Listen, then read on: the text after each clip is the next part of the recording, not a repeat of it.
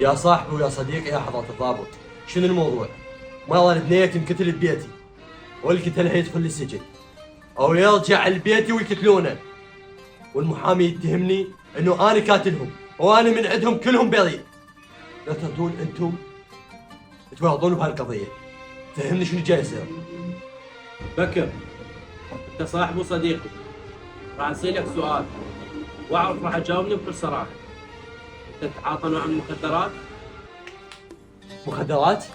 تتهمني بمخدرات؟ لك انت شنو؟ صار شي بعقلك؟ لا تخبرت. انا متدخين ما مدخن، النوم مخدرات؟ يعني بتطبق من القضيه، تطلع لي بقضيه ثانيه؟ فهمني، لو كانت جاي تخبر قتل ومخدرات. انا جاي احكي لمصلحتك، ولا ثبت انه انت جاي تتعاطى نوع من المخدرات راح يقل الحكم عليك، وممكن ما تنحكم، ولا مصر انه انت تقول انا ما اتعاطى نوع مخدرات. شوف لك محامي يخف لك الحكم من اعدام لا مؤبد، اثنيناتهن، لا ميت وهنا ميت. راح اقول لك على كل شيء.